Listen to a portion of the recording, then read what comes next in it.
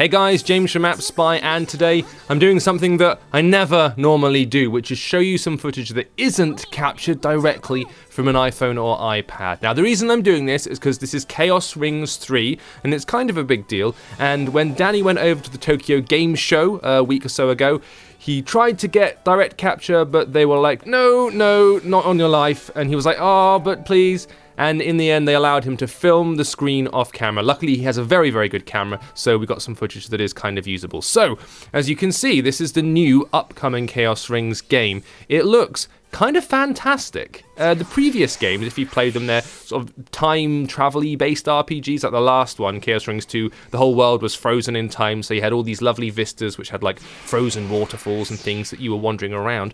And it was always a good-looking game, but the backgrounds were kind of pre-rendered, and your character art was 3D running through them, like in the old Final Fantasy games, like Final Fantasy VII, for example.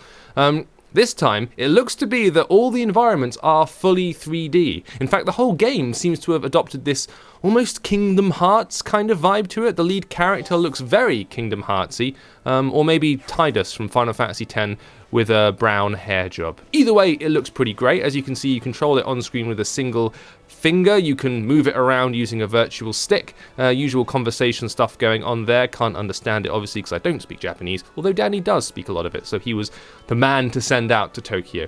The stuff that's returned from the series, apparently the Genes magic system is back, although there's an element which is a concern because they can be unlocked randomly via in-app purchases. There's kind of a gacha system at play. If you're not familiar with the gacha system, it's like those ball machines where you put some money in and turn a thing and you get something at random. So you have to buy a certain number of objects or items before you get the one you want. That could be problematic, but hopefully the whole game isn't affected adversely by that.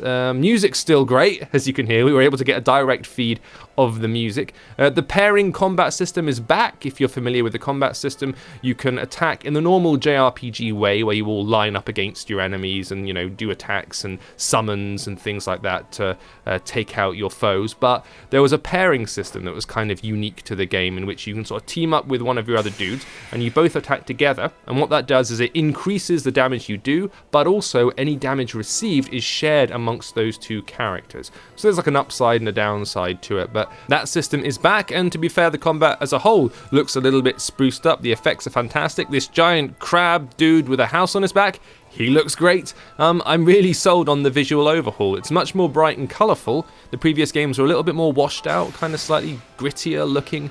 This one seems to be going a little bit more into the bright and vivacious cartoon territory, which may not be a bad thing. We'll let you know as soon as we have more details like release dates and things like that, but here's your early look at Chaos Rings 3. Thanks for watching. See you next time.